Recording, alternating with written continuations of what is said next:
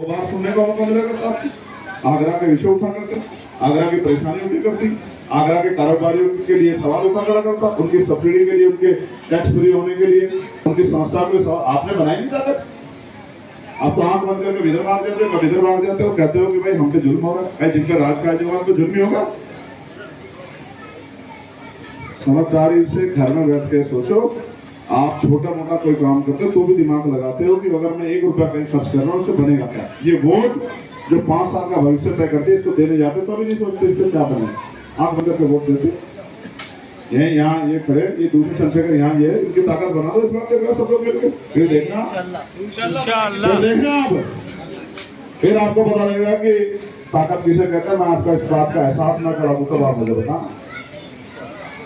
अगर आपने इस बार उन दरख्तों को, जिन दरख्तों ने आपसे वोट लिए और ताकतवर हुए और फिर आपसे मुंह फेर दिया, इस बार आपने हमसे मुंह फेर के और आज चित्तौड़ साहब के नेतृत्व में ताकत बना दिया आगरा में, मैं गारंटी दे कहता हूँ आपका जुल्म करने वाला जो है वो इस जिले में नहीं रहेगा। इस बात को आप याद, आपके हाथ में, आपको मानते क्या जुल्म था बताओ आपको। जो कोई कुर्सी खाली थी उसको उसमें आप तो थे, डॉक्टर साहब बताओ थे क्या, क्या हालत था, क्या टेम्परेचर है। और आप भी जानते पॉलिटिकल पार्टियों को, मैं बताता हूँ आपको, हार जीत किनके हाथ में होती है। जिनके हाथ में जुनून होता है वो जीतते हैं, जिनके हाथ, जिनके हिस्से में मायूसी होती है वो हारते हैं। यहाँ दूसरी पार्टियां पैसा देती है, गाड़ी देती है, सब तमाम जाके लोग इकट्ठा करती है, यहाँ कुछ भी नहीं देती।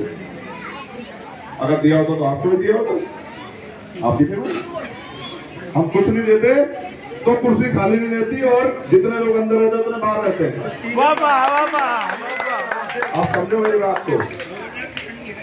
बहुत दिन दलित समाज के लोग ठगे जाते हैं, वो समझदार होते हैं, वो आपकी तरफ देते हैं कि अगर हम चलें तो ये हमारे भाई जो हमारे जैसे हैं, दबे हैं, कुचले हैं, पीड़ित हैं, शोषित हैं, वंचित हैं, जुल्म सह रहे हैं, पीटे सीटे में, ये भी हमारे साथ चलेंगे नहीं चलेंगे, ये फैसला आपको लेना। इस देश को अगर बचा सकती है तो वो पहले दलित मुस्लिम नेता और जो पिछड़ा भाई हमारे साथ जुड़ जाएगा तभी ताकतवर हो जाएगी।